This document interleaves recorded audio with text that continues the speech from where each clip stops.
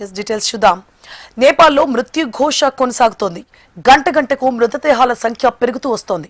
వరదలో కొట్టుకుపోయిన జనమంతా బురదలో విగత జీవులై కనిపిస్తున్నారు. ఇప్పటికీ కొన్ని ప్రాంతాల్లో ఇళ్ల చుట్టూ వరదలు చుట్టుముట్టడంతో వారింకా భయం గుప్పెట్లోనే బతుకుతున్నారు. సహాయం కోసం ఎదురు చూస్తున్న వారు ఇప్పటి వరకు నేపాల్లో సంభవించిన జల ప్రళయంలో మృతుల సంఖ్య 580 దాటినట్లు అధికార వర్గాలు వెల్లడించాయి. ఇందులో 380కి పైగా మృతదేహాలను వెలికితీశారు. ఇంకా 1500 మందికి పైగా జనం ఆచూకీ తెలియకపోవడంతో వారి కోసం రెస్క్యూ ఆపరేషన్ కొనసాగిస్తున్నారు.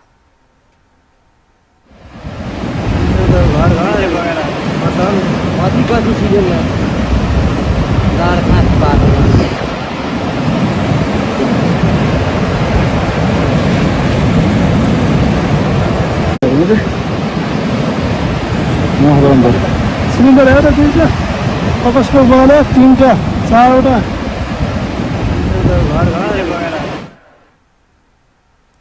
నేపాల్లో మరో పెను విలయం విరుచుకుపడనుందన్న హెచ్చరికలు యావత్ దేశాన్ని వణికిస్తున్నాయి.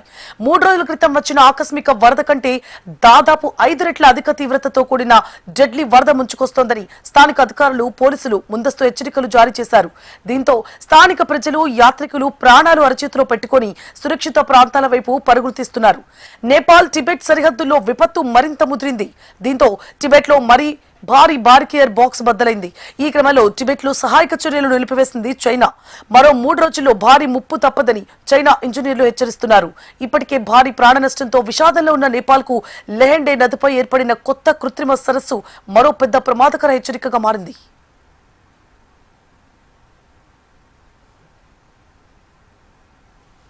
వరదలతో అతలాకుతలమవుతున్న నేపాల్ కు మానవతా దృక్పథంతో సాయం చేస్తున్నామన్నారు భారత విదేశాంగ శాఖ కార్యదర్శి రణధీర్ జైస్వాల్. ఇప్పటి వరకు 3 విమానాల్లో రిలీఫ్ మెటీరియల్ పంపినట్లు తెలిపారు. నేపాల్ వరదల్లో ఉన్న వారిని రక్షించేందుకు భారత్ సహకారం అందిస్తోందన్నారు. ఇప్పటి వరకు నేపాల్లో గల్లంతైన భారతీయుల సంఖ్య 320కి చేరినట్లు రణధీర్ జైస్వాల్ ప్రకటించారు. 100 మంది ఆచూకీ తెలియరాలేదు అన్నారు. చైనా వైపు 400 మంది భారతీయులు సురక్షితంగా ఉన్నట్లు వెల్లడించారు. భారతీయుల భద్రతపై బీజింగ్, కాఠ్మండులోని ఎంబసీలతో టచ్ లో ఉన్నామన్నారు. Received a group of people, Indians who had gone on pilgrimage to Kailash Mansarovar, and they had been rescued after the floods. So they were brought back to Kathmandu. They were rescued by the Nepali army, and then our embassy arranged for them to come back.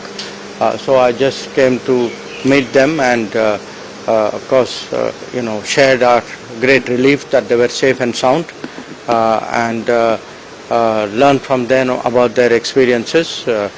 They were taken to Kathmandu, then our embassy has arranged for them to come back to India by the flight which has just come in. So I want to say right now we are still very much focused on contacting all the Indians who are dead. We believe little more than 300, exact number keeps going up and down. About 315 Indians are still not been contacted.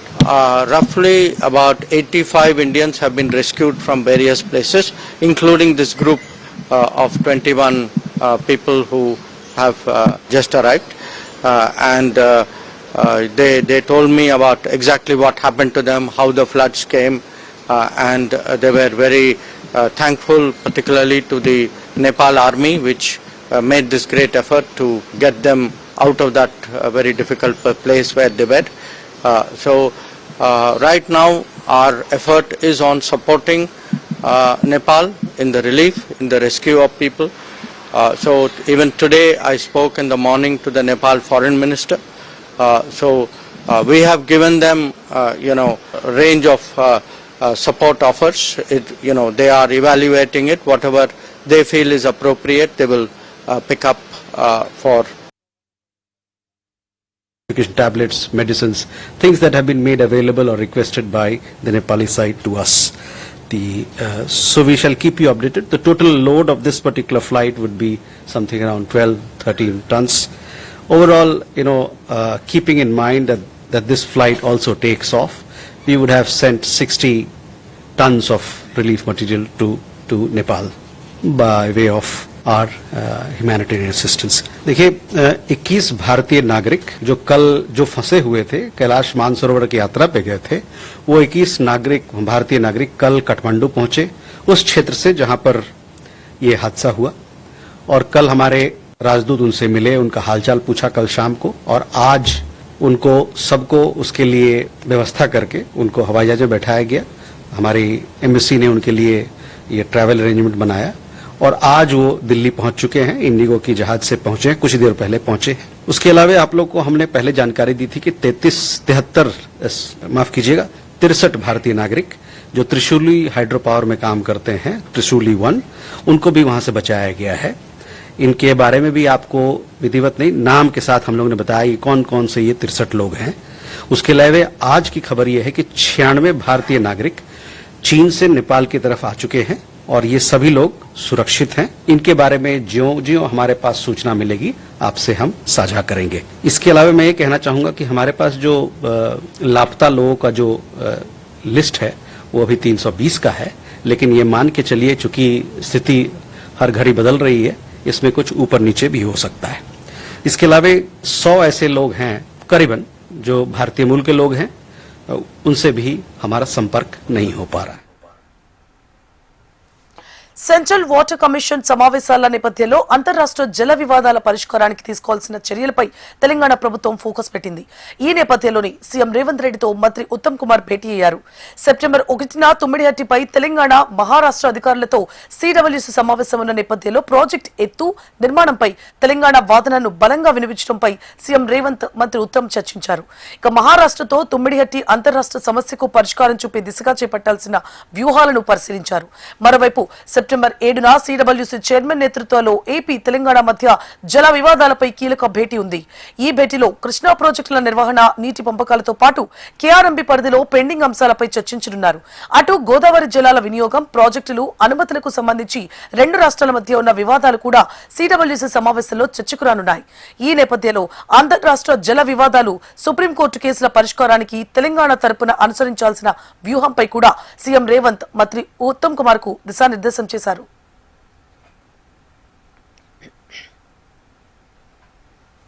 PCC అధ్యక్షుడు MLC Mahesh Kumar Goud కు సర్లో భాగంగా BLO నోటీసులు జారీ చేశారు. నిజామాబాద్ లోని సిర్నాపల్లి గడి ప్రాంతంలో polling booth number 168లో బొమ్మ మహేష్ కుమార్ గౌడ్ పేరుతో ఎన్యూమరేషన్ ఫామ్ పూర్తి చేశారు. 2002 ఓటర్ జాబితాలో ఆయన పేరు బి మహేష్ కుమార్ గౌడ్ అనుండగా అధికారులు దాన్ని పరిగణించారు. అయితే బొమ్మ మహేష్ కుమార్ గౌడ్ పేరుతో ఉన్న గుర్తింపు పత్రాలతో సెప్టెంబర్ 8న విచారణకు రావాలని సూచించారు. కానీ ఆయన ధృవీకరణ పత్రాలను బిఎల్ఓకు సమర్పించినట్లు పార్టీ వర్గాలు తెలిపాయి.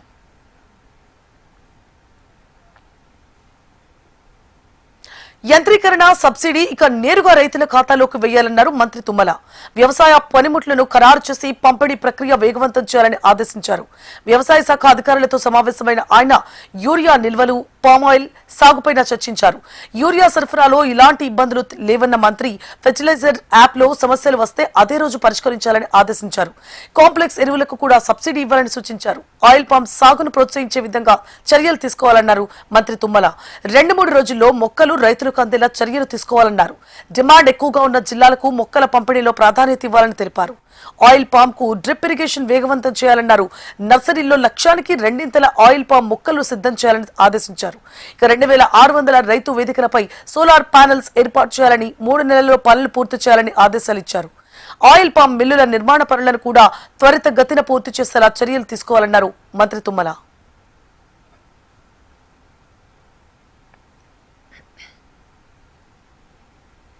సీఎం రేవంత్ తో భేటీపై తాను ఎలాంటి రాజకీయ వ్యాఖ్యలు చేయదలుచుకోలేదని స్పష్టం చేశారు మంత్రి కొండా సురేఖ. ప్రతి ఏడాది సీఎం రేవంత్ రెడ్డికి రాఖీ కడుతున్నారని, అలాగే ఈ ఏడాది కూడా రాఖీ కట్టానంటూ ఆమె చెప్పుకొచ్చారు. సీఎం కోసం గోల్డ్ రాఖీ ప్రత్యేకంగా చేయించారన్నారు. మంత్రి సీతక్కతో కలిసి తాను కూడా సీఎం రేవంత్ కు రాఖీ కట్టానన్నారు. అలాగే రేవంత్ మనవడు వారి అల్లుడికి కూడా రాఖీ కట్టారని చెప్పారు మంత్రి సురేఖ. ఈరోజు రాఖీ పండుగ జరుపుకుంటున్న అన్నా చెల్లెళ్ళకి, అక్కా తమ్ముళ్ళందరికీ కూడా మరి ప్రత్యేక శుభాకాంక్షలు తెలియజేస్తా ఉన్నాను. మరి రాఖీ పండుగ అంటే ఒక భరోసా, ఒక అన్న కానీ తమ్ముడు కానీ మరి అక్కకు చెల్లెకు ఇచ్చేటువంటి ఒక భరోసా, ఒక ఆత్మీయత, ఒక ప్రేమ, ఒక అనురాగం, ఒక గౌరవాన్ని పెంపొందించేటువంటి పండుగ రాఖీ పండుగ. మరి తండ్రి ఒక అమ్మాయికి ముందు తండ్రి సపోర్ట్గా ఉంటాడు, కొంచెం పెద్ద అయినాక బ్రదర్స్ సపోర్ట్గా ఉంటారు, ఇంకా తర్వాత పెళ్ళైనాక భర్త సపోర్ట్గా ఉంటాడు, ఆ తర్వాత కొడుకు సపోర్ట్గా ఉంటాడు. అంటే ప్రతి స్త్రీ జీవితంలో మగవాడి భాగస్వామ్యం అంటూ 100% ఉంటుంది. మరి ఆ విధంగా ఉండడం వల్లనే మరి మహిళకు ఒక రక్షణ అనేది లైఫ్లో ఉంటుంది. ఆ రక్షణ ఉండాలి అని భావించి కట్టేదే ఈ రాఖీ పండుగ. మరి వాళ్ళ మీద భరోసా పెట్టి, అన్న నీకు రాఖీ కడుతున్నా, నువ్వు నాకు రక్షణగా ఉండాలి, తమ్ముడు నీకు రాఖీ కడుతున్నా నాకు రక్షణగా ఉండాలి అని దీన్ని రక్షాబంధన్ అని కూడా మనం అంటాము. మరి రాఖీ పండుగ మీ జీవితాల్లో వెలుగులు నింపాలని, మీరందరూ కూడా ఆయురారోగ్యాలతో ఐశ్వర్యాలతో విలసిల్లాలని, ముఖ్యంగా మా తెలంగాణ రాష్ట్ర ప్రభుత్వం ముఖ్యమంత్రి రేవంత్ రెడ్డి గారికి కూడా నేను రాఖీ కట్టి రావడం జరిగింది. వారికి కూడా మా ఆడపడుచులందరి దీవెన కూడా ఉంటుంది. వారి మంచి సుపరిపాలన అందించాలని, తెలంగాణను అన్ని రంగాల్లో అభివృద్ధి పథంలో నడిపించడానికి వారికి శక్తిని యుక్తిని ఇవ్వాలని, వారి ఆశీర్వాదం కూడా మా ఆడపడుచులందరి మీద కూడా ఉండాలి అని చెప్పి మరి కోరుకుంటూ, మళ్ళీ ఒకసారి మీ మీడియా పరంగా ప్రపంచవ్యాప్తంగా రాఖీ పండుగ జరుపుకుంటున్న ప్రతి ఒక్కరికి కూడా రాఖీ పండుగ శుభాకాంక్షలు తెలియజేస్తూ సెలవు తీసుకుంటా ఉన్నాను. జగిత్యాల జిల్లా సంకెనపల్లిలో నూతన గ్రామ పంచాయతీ భవనాన్ని మంత్రి అడ్లూరి లక్ష్మణ్ ప్రారంభించారు. గ్రామాల అభివృద్ధికి రాష్ట్ర ప్రభుత్వం ప్రత్యేక ప్రాధాన్యత ఇస్తోందని తెలిపారు. గ్రామ పంచాయతీ భవనాల ద్వారా ప్రజలకు ప్రభుత్వ సేవలు మరింత చేరువ కావడంతో పాటు గ్రామాల్లో ప్రజాపాలన సమర్థవంతంగా సాగుతుందని అన్నారు. ప్రజలకు మెరుగైన సౌకర్యాలు కల్పించడమే ప్రభుత్వ లక్ష్యమని తెలిపారు. గత 2014 నుంచి 23 ఉన్న ప్రభుత్వం లోపల ఒక రేషన్ కార్డు ఇవ్వాలంటే ఇవ్వలేని పరిస్థితి ఉండే, ఒక ఇల్లు ఇవ్వాలంటే ఇవ్వలేని పరిస్థితి ఉండే. ఈరోజు మీరు కోరుకున్న ప్రభుత్వం లోపల గౌరవ ముఖ్యమంత్రి రేవంత్ రెడ్డి గారి నేతృత్వం లోపల లక్ష్మణ్ కుమార్ అన్నగా 2009 నుంచి మేము మధ్యన ఓడినా గెలిచిన మీ అన్నగా ఉండి నన్ను చల్లగా చూసి ఎమ్మెల్యేగా నన్ను గెలిపించినారు. ఈరోజు గౌరవ ముఖ్యమంత్రి పక్షాన ఈ గ్రామంలో అర్హత ఉన్న వాళ్ళందరికీ కూడా రేషన్ కార్డులు ఇచ్చినాం. రేషన్ కార్డులపై సన్నబియ్యం ఇస్తున్నాం. అదేవిధంగా 200 యూనిట్లు కరెంటు ఉచితంగా ఇస్తున్నాం. ఇంకా ఇందిరామైన్ల విషయంలో కూడా ఇప్పుడే గ్రామానికి సంబంధించిన పెద్దలు చెప్పారు. ఎంతమంది ఇందిరామైన్లు కట్టుకుంటారో నెక్స్ట్ నేను ఒక సాధ్యమైన తొందరగా ఎంపీడీఓ గారి ద్వారా జిల్లా కలెక్టర్ చూసుకొని ఆ హౌసింగ్ శాంక్షన్ వెంటనే ముగ్గు పోసడానికి వస్తా. ఆ రోజు అందరూ కూడా ముగ్గు పోసుకొని ఎన్ని గ్రామాలకైతే పేదవాళ్ళు ఉన్నారో అన్ని ఆ రోజు పనులు ఇందిరామైన్ల పనుల కోసం కూడా ఒక్కొక్క కుటుంబానికి 5 లక్షల రూపాయల లోపు 5 లక్షల రూపాయల ఇందిరామైన్ ఇంటి పథకాన్ని అమలు చేస్తాననే విషయాన్ని కూడా మనవి చేసుకుంటూ, విదేశాల్లో ఉన్నత విద్యను అభ్యసించాలనుకునే బీసీ ఈబీసీ విద్యార్థులకు తెలంగాణ ప్రభుత్వం శుభవార్త అందించింది.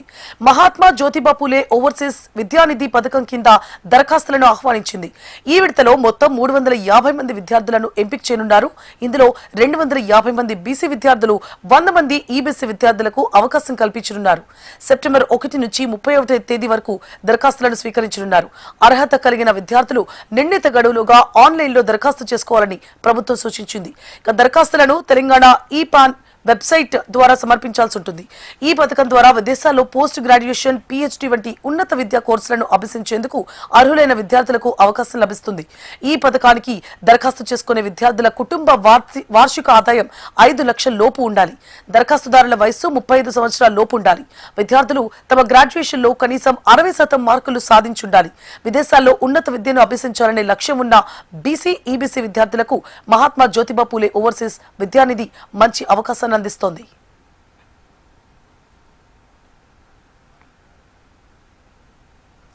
తెలంగాణలో సర్ ప్రక్రియలో వ్యక్తిగతంగా ఈఆర్ఓల ఎదుట హాజరయ్యే అవకాశం లేని వారికి రాష్ట్ర ఎన్నికల సంఘం ఉపశమనం కల్పించింది. వృద్ధులు, దివ్యాంగులు, అనారోగ్యంతో బాధపడుతున్న వారికి వెసులుబాటిస్తూ సీఈఓ సుదర్శన్ రెడ్డి కీలక ఆదేశాలు జారీ చేశారు.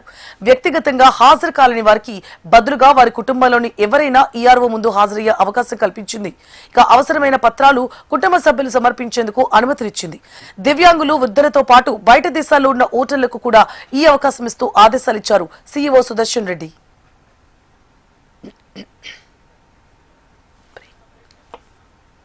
Welcome back. స్థానిక ఎన్నికలు జరగడం వైసీపీ అధినేత జగన్ కు ఇష్టం లేదని సీఎం చంద్రబాబు మీడియా చిట్చాట్లో అన్నారు. అందుకే ఏదో రూపంలో అడ్డుకునేందుకు ప్రయత్నిస్తున్నారని మండిపడ్డారు. ఎన్నికలు వాయిదా పడితే అధికార పార్టీకి నష్టం వాటిల్లుతుందని జగన్ ఆశపడుతున్నారన్నారు. జగన్ ది దింపుడు కళ్లం ఆశ అని, ఎన్నికలు ప్రత్యక్ష పద్ధతిలోనే జరిగితేనే రాజకీయ స్థిరత్వానికి నాంది అని పేర్కొన్నారు. ఏ ఎన్నికైనా బీసీలకు ఎక్కువ స్థానాలు ఇచ్చేది టీడీపీనే అని తెలిపారు.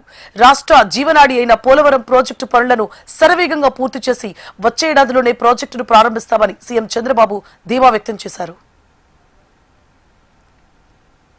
గత వైసీపీ ప్రభుత్వం భూ నిర్వాసితులను పట్టించుకోలేదని మండిపడ్డారు మంత్రి నిమ్మల. వెలిగొండ ప్రాజెక్టులో ఏ పనిని కూడా పూర్తి చేయలేదు.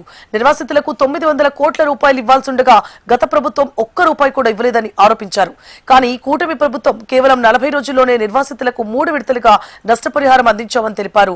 వెలిగొండ జలాలతో లబ్ధి పొందిన వారికంటే నిర్వాసితులకు కూటమి ప్రభుత్వం అధిక ప్రాధాన్యత ఇస్తోందని మంత్రి నిమ్మల రామానాయుడు తెలిపారు.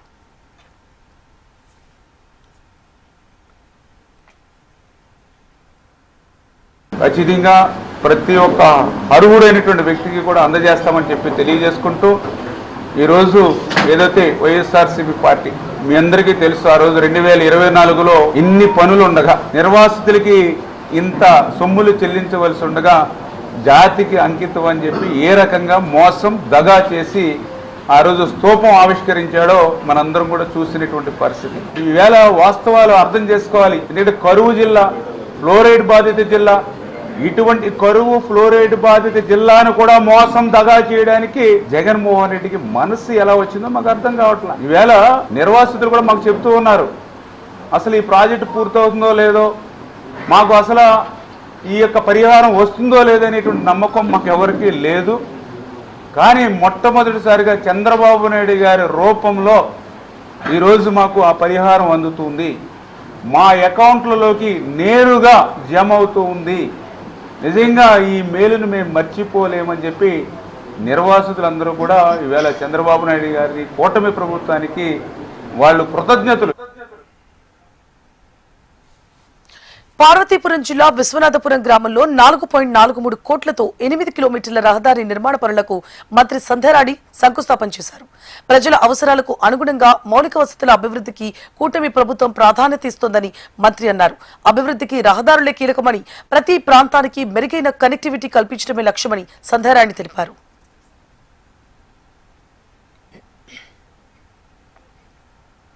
సీతారామ ప్రాజెక్టు జలాలను భద్రాద్రి కొత్తగూడెం జిల్లాలోని అన్ని మండలాలకు అందించాలని ఎమ్మెల్యే కూనంనేని సాంబశివరావు అన్నారు. జూలూరుపాడు వినోబానగర్ గ్రామ సమీపంలో Sitarama project link canal, Rajiv canal ను ఆయన సందర్శించారు. అధికారులతో మాట్లాడి రాజీవ్ లింక్ కెనాల్ పనుల వివరాలను అడిగి తెలుసుకున్నారు. Sitarama project canal, Rajiv link canal మ్యాప్లను పరిశీలించారు. ఇక ఖమ్మం జిల్లాకు గోదావరి జలాలు తరలించడం పట్ల తమకు ఎలాంటి అభ్యంతరం లేదు అన్నారు కూనంనేని. సీతారామ కెనాల్ నిర్మాణంతో రైతులు భూములను కోల్పోయారని, అయినప్పటికీ వారికి గోదావరి జలాలు అందకపోవడంతో ఆందోళన చెందుతున్నారని తెలిపారు. జూలూరుపాడులోని కప్పలకుంట, శనగ చెరువు, ఉండ్యాల చెరువులో గోదావరి జలాలను నింపి వాటి ద్వారా సుజాతనగర్ మండలంలోని సింగభూపాలెం చెరువుకు తరలించాలని డిమాండ్ చేశారు. గోదావరి జలాలతో రైతుల పంటలకు సాగునీరు అందించాలని కోరారు. ఒరిజినల్ ప్లాన్ ప్రకారం సీతారాం ప్రాజెక్టు నీళ్లు పాలేరులో పడిన తర్వాత పాలేరు నుంచి మళ్ళీ వెనక్కి అది సాగర్ కాలంలో తీసుకొచ్చి అదే పద్ధతుల్లో ఆ పడే టైంలోనే ఇటు సింగభూపాలెంకి తీసుకొచ్చి ఇట్లా డిఫరెంట్ మార్గాల ద్వారా వస్తాయి. అదేమో ఆలస్యం అయ్యేట్లుందని చెప్పి ఈ మధ్య తుమ్మల గారు వాళ్ళు ఒక ప్లాన్ చేసి ఇక్కడ ఈ పాయింట్, ఇక్కడ రెగ్యులేటర్, జూలూరుపాడులో రెగ్యులేటర్ దగ్గర ఉన్నాం మనం. ఈ రెగ్యులేటర్ దగ్గర నుంచి ఈ మధ్య 100 కోట్లతో దీన్ని తీసుకెళ్లి ఎంతో దగ్గర ఉన్నటువంటి సాగర్ కాలంలోకి కలపడం జరిగింది. అంటే ఏంటి, ఆ పెద్ద పని పూర్తవడం లేట్ అయింది కాబట్టి అప్పటివరకు తక్కువ ఖర్చుతో ఇది అయ్యిద్దనే ఉద్దేశంతో వాళ్ళు అందులో కలిపారు. కలపడం వల్ల ఏమైందంటే ముందే సాగర్ కాలువలను ఉపయోగించుకుని నీళ్లు కాలువల కింద ఉన్నటువంటి ఆయకట్టుకి నీళ్లు వచ్చే అవకాశం వచ్చింది. ఇది చూసిన తర్వాత ఇక్కడ జూలూరుపాడు కానీ లేకపోతే కొత్తగూడెం మండలం, సుజాతనగర్ మండలం, ఈ రైతాంగానికి మా దగ్గర ఉన్నటువంటి నీళ్ళు అడిగిపోతున్నాయి, మరి మా పరిస్థితి ఏంటనేది వీళ్ళు అందరూ అడుగుతా ఉన్నారు. ఈ క్రమంలో మేము ఇవాళ ఇక్కడ అధికారులతో కూడి ఈ పర్యటన పెట్టుకోవడం జరిగింది. మేము ఏమంటున్నామంటే వాళ్ళు గ్రామస్తులు కూడా చెప్తున్నారు, అధికారులు కూడా యాక్సెప్ట్ చేస్తున్నారు. ఇక్కడనే మన జూనుపాడు ప్రాంతంలోనే కప్పలకుంట అనే ఫస్ట్ చెరువు వస్తుంది. ఆ కప్పలకుంట సూర్యాపేట జిల్లా నూతనగల్లో సీలింగ్ భూముల పట్టాల పంపిణీ కార్యక్రమానికి ఏర్పాట్లు ముమ్మరంగా కొనసాగుతున్నాయి. ఈ నేపథ్యంలో సభా ప్రాంగణంతో పాటు హెలిపాడ్ స్థలాన్ని తుంగతుర్తి ఎమ్మెల్యే మందుల సామెల్ పరిశీలించారు. రైతాంగం గత 60 ఏళ్లుగా ఎదురుచూస్తోన్న సుదీర్ఘ కళ శనివారంతో సాకారం కానుందని హర్షం వ్యక్తం చేశారు. భూమి లేని పేద రైతులకు భూమిపై హక్కులు కల్పించే దిశగా ప్రభుత్వం ప్రతిష్టాత్మకంగా పట్టాల పంపిణీ కార్యక్రమాన్ని చేపడుతోందన్నారు. ఈ కార్యక్రమానికి రాష్ట్ర మంత్రులు పొంగులేటి శ్రీనివాసరెడ్డి, ఉత్తమ్ కుమార్ రెడ్డి, అడ్లూరి లక్ష్మణ్ హాజరు కానున్నట్లు తెలిపారు. పెద్ద సంఖ్యలో రైతులు, ప్రజలు తరలివచ్చే అవకాశం ఉన్నందున భద్రతా ఏర్పాట్లు పటిష్టంగా చేపట్టాలని అధికారులను ఆదేశించారు. తాగునీరు, రవాణా, పార్కింగ్ తదితర సౌకర్యాల్లో ఎలాంటి ఇబ్బందులు తలెత్తకుండా ముందస్తు ఏర్పాట్లు పూర్తి చేయాలని సూచించారు. 60 సంవత్సరాల 6 శతాబ్దాల నిరీక్షణ రేపు పూర్తిగా పోతా ఉంది. ఎందుకంటే దాదాపు 2,500 మంది రైతులు 3,000 ఎకరాల భూమి చేసుకున్నా కూడా వాళ్ళ హక్కుదారు లేకుండా, వాళ్ళకి ఎలాంటి హక్కు లేకుండా ఆనాడు సీలింగ్ చట్టం ప్రకారం వీళ్ళు కొనుక్కున్నారు, కానీ వాళ్ళకు పట్టాలు చేయలేదు. కానీ ఇవాళ గతంలో 10 సంవత్సరాలు పరిపాలన చేసిన బీఆర్ఎస్ పార్టీ కూడా దీని వెనకాల కూడా ఒక్కనాడు కూడా ఏలు పెట్టింది లేదు. కొంతమంది దొంగతనంగా ఎంఆర్ఓలు పట్టుకొని చేసుకున్నట్టయితే నాకు అనిపించింది. అది కాకుండా ఇప్పుడు చట్టబద్ధంగా గవర్నర్ ముఖ్యమంత్రి రేవంత్ రెడ్డి గారికి నిండు అసెంబ్లీలో నేను అప్పీల్ చేయడం జరిగింది. అయ్యా, ఎర్రబాడు దొరలు ఆనాడు సీలింగ్ భూమి తీసుకున్న సందర్భంగా మరి కొంతమంది రైతులు కొనుక్కున్నారు, వాటికి పట్టాలు లేవు, వాళ్ళు చాలా అవస్థపడుతున్నారని కూడా నేను అసెంబ్లీలో మాట్లాడితే ముఖ్యమంత్రి గారు దగ్గర పిలుచుకొని పొంగులేటి గౌరవనీయులు రెవెన్యూ శాఖ మంత్రి పొంగులేటి శ్రీనివాసరెడ్డి గారికి ఆ బాధ్యత అప్పచెప్పడం జరిగింది. ఎప్పటికప్పుడు కలెక్టర్ గారు కూడా నేను పరిశీలి చేయడం జరిగింది. ఈ సందర్భంగా రేపు గౌరవనీయులు పొంగులేటి శ్రీనివాసరెడ్డి గారు రెవెన్యూ శాఖ మరియు హౌసింగ్ శాఖ మంత్రులు, అదేవిధంగా మన జిల్లా మంత్రివర్యులు, నీటిపారుదల మరియు సివిల్ సప్లై శాఖ మంత్రులు, అదేవిధంగా జిల్లా ఇన్ఛార్జ్ మినిస్టర్ అడ్డు లక్ష్మణ్ గారు వీళ్ళందరూ కూడా పాల్గొంటారు ఈ మీటింగ్ లో. ప్రస్తుత కులగణనలో అమలు చేస్తోన్న ప్రశ్నావళిని రద్దు చేసి స్పష్టమైన కొత్త ప్రశ్నావళిని రూపొందించాలని ప్రభుత్వ సలహాదారు వి హనుమంతరావు కోరారు. పరిమితులు లేని ప్రశ్నల విధానం ప్రజలను తప్పుదోవ పట్టించేలా ఉందని, డేటా దుర్వినియోగం కాకుండా చర్యలు తీసుకోవాలని సూచించారు. ఖచ్చితమైన సమాచారం లేకపోతే విద్యా, ఉపాధి, సంక్షేమ పథకాలను సమర్థవంతంగా అమలు చేయలేము అన్నారు. రాజకీయ పార్టీలు నిపుణులతో సంప్రదించి ప్రశ్నావళిని రూపొందించాలని, తెలంగాణ, బీహార్లలో అనుసరించిన విధానాలను పరిశీలించాలన్నారు. ఇక మాజీ ముఖ్యమంత్రి సిద్ధరామయ్య బెంగళూరు సెమినార్లో సామాజిక న్యాయంపై చేసిన వ్యాఖ్యలను ప్రస్తావించారు. రేపు ఉదయం 11 గంటలకు గాంధీ భవన్ లో బీసీ కులగణనపై చర్చ జరగనుందని, బీసీ ఎమ్మెల్యేలు, జిల్లా అధ్యక్షులు, కార్పొరేషన్ చైర్మన్లు హాజరు కావాలని పిలుపునిచ్చారు. ఇటీవల ఏఐసిసి అధ్యక్షుడు మల్లికార్జున్ ఖర్గే లోక్సభలో ప్రతిపక్ష నేత రాహుల్ గాంధీతో కలిసి సరైన విధానాలను రూపకల్పన చేయాలని నరేంద్ర మోడీ సంయుక్త ఒక లేఖ రాశారు. దేశంలో చేపట్టే కులగణను, క్యాస్ట్ వైజ్ సెన్సస్ ను సంబంధించిన ప్రశ్నావళిని రద్దు చేసి మరింత స్పష్టమైన కొత్త ప్రణాళికను రూపొందించాలని వారు ఈ లేఖలో డిమాండ్ చేశారు. పరిమితులు లేని ప్రశ్నలు విధానం తప్పుదోవ పట్టించేలా ఉంది. డేటా దుర్వినియోగం కూడా కాకుండా చూడడం, స్పష్టమైన డ్రాప్ డౌన్ మూను, లేకపోతే ఒకే కులానికి వేర్వేరు ప్రాంతాలలో వేర్వేరు పేర్లతో నమోదు చేయడం వల్ల 2011లో నాటిలాగానే డేటా మొత్తం నిరుపయోగంగా మారే ప్రమాదం ఉంది. సామాజిక న్యాయం విధానాలు, ఖచ్చితమైన సామాజిక ఆర్థిక కులాల డేటా, లేకపోతే విద్యా, ఉపాధి, సంక్షేమ పథకాలలో సామాజిక న్యాయం సమవర్తంగా అమలు చేయడం సాధ్యం కాదు. మాజీ ముఖ్యమంత్రి సిద్ధరామయ్య గారు ఇటీవల బెంగళూరులో జరిగిన ఒక సెమినార్లో అంతర్గత రిజర్వేషన్లు మరియు సామాజిక న్యాయంపై తన నిబద్ధతను చాటుతూ కీలక వ్యాఖ్యలు చేశారు. ప్రెస్ మీట్ లేదా సదస్సు వేదికగా అయినా మాట్లాడిన ముఖ్య అంశాలు కింది విధంగా ఉన్నాయని, పదవి లేకున్నా మద్దతు, ప్రస్తుతం తాను ప్రభుత్వ అధినేత కాకపోయినా, చేతిలో అధికారం లేకపోయినా అంతర్గత రిజర్వేషన్లు, సామాజిక న్యాయం కోసం నేను ఎల్లప్పుడూ నిలబడతానని స్పష్టం చేశారు. ప్రధాని నరేంద్ర మోదీ రక్షాబంధన్ వేడుకలను విద్యార్థులతో కలిసి జరుపుకున్నారు. 7 లోక్ కళ్యాణ్ మార్ట్లోని ఓ స్కూల్లో రాఖీ పౌర్ణమికి ప్రత్యేకంగా వేడుకలు నిర్వహించగా ప్రధాని మోదీ హాజరయ్యారు. విద్యార్థులకు పండుగ శుభాకాంక్షలు తెలిపారు.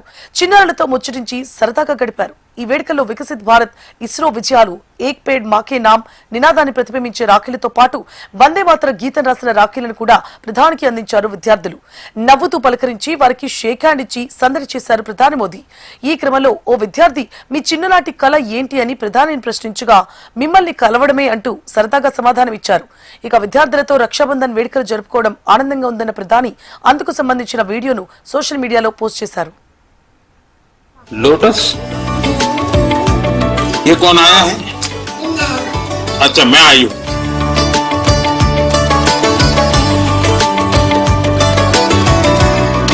बधाई है क्योंकि हम सब जानते हैं कि आप एक नेचर लवर हैं. हमारा स्कूल एनवायरनमेंट डे पे आपके इनिशिएटिव एक पेड़ माँ के नाम पे पेड़ लगाता है. आप हमेशा कहते आए हैं AI फॉर ऑल. तो आज मैं आपको ये राखी बांधने के समय यह वादा करती हूँ कि मैं AI को जिम्मेदारी से सीखूंगी. बहुत बहुत आशीर्वाद बेटा. मम्मा बोलती है कि दूध पीती नहीं होगी, सब्जी खाने के लिए कहती होगी खाती नहीं होगी. अच्छा करेला नहीं खाती? तो मेरे भाई भी नहीं खाता. कोई नहीं खाता. हैप्पी रक्षाबंधन. हैप्पी. पूरा वंदे मातरम इसमें लगा है. सर इसके पूरे सारे शाबाश, बहुत बड़ा काम किया आपने. विकसित भारत.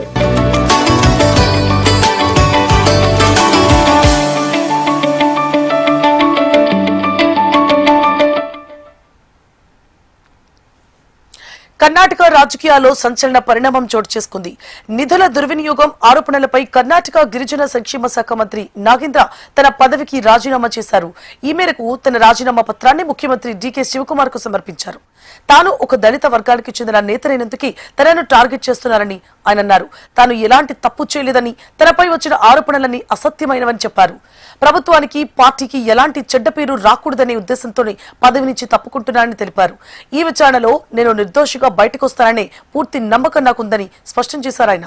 మహర్షి వాల్మీకి స్కెడ్యూల్డ్ తెగల సంక్షేమ అభివృద్ధి సంస్థలోని కోట్లాది రూపాయల నిధులు అక్రమంగా వివిధ ఖాతాలకు మళ్లాయనే ఆరోపణలపై రాజకీయ దుమారం రేగింది. ఈ వ్యవహారంపై విచారణ జరిపించాలని ప్రతిపక్ష బీజేపీ, జేడీఎస్ పార్టీలు పెద్ద ఎత్తున నిరసనలు చేపట్టాయి. ఈ ఒత్తిడిల మధ్య నాగేంద్ర తన రాజీనామాను సమర్పించారు. ప్రస్తుతం ఈ కేసుపై దర్యాప్తు కొనసాగుతోంది.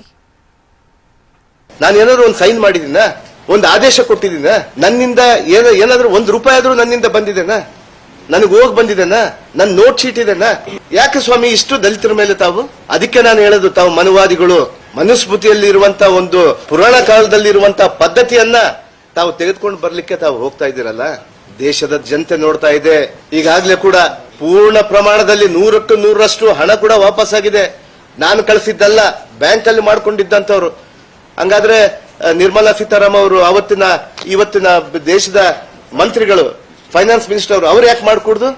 ಅವರು ಮೂಗಿನ ಅಡಿಯಲ್ಲಿರುವಂತ ಒಂದು ಯೂನಿಯನ್ ಬ್ಯಾಂಕ್ ಆಫ್ ಇಂಡಿಯಾ ಅವ್ರ ಅಡಿಯಲ್ಲಿರುವಂತದ್ದನ್ನೇ ಅವ್ರು ಮಾಡ್ಬೇಕಲ್ಲ, ಅವ್ರು ರಾಜೀನಾಮೆ ಮಾಡ್ಬೇಕಲ್ಲ. ನನ್ನಂದು ಯಾಕೆ ಸ್ವಾಮಿ? ನಾನು ದಲಿತ ಅಂತೇಳ, ನಾನು ಆದಿವಾಸಿ ಅಂತೇಳ? ಇದು ಒಳ್ಳೇದಾಗಲ್ಲ. ತಮಗೆ ಮುಂದಿನ ದಿನಗಳಲ್ಲಿ ನೋಡ್ತಾ ಇದ್ದಾರೆ, దళితులు మొదలిద్దంగా ಇಲ್ಲ. తమిళనాడులోని సాలెం కార్పొరేషన్లో డీఎంకే కౌన్సిలర్ల నిరసన ఉద్రిక్తంగా మారింది. బీది లైట్ల ఏర్పాట్లలో జాప్యంపై నిరసన వ్యక్తం చేస్తూ లాంతర్లతో కార్పొరేషన్ ఆఫీసుకు వెళ్లారు డీఎంకే కౌన్సిలర్లు. 10 ఏళ్లుగా వీధి దీపాలు మార్చడం లేదని, సమావేశాల్లో ఎన్నిసార్లు డిమాండ్ చేసినా పట్టనట్లు వ్యవహరిస్తున్నారని మండిపడ్డారు. అయితే అంతర్లతో కార్పొరేషన్ ఆఫీసులోకి వెళ్లడానికి ప్రయత్నించిన డీఎంకే కౌన్సిలర్లను పోలీసులు అడ్డుకున్నారు. ఈ క్రమంలో పోలీసులు, డీఎంకే నేతల మధ్య తోపులాట జరిగి పరిస్థితి ఉద్రిక్తంగా మారింది.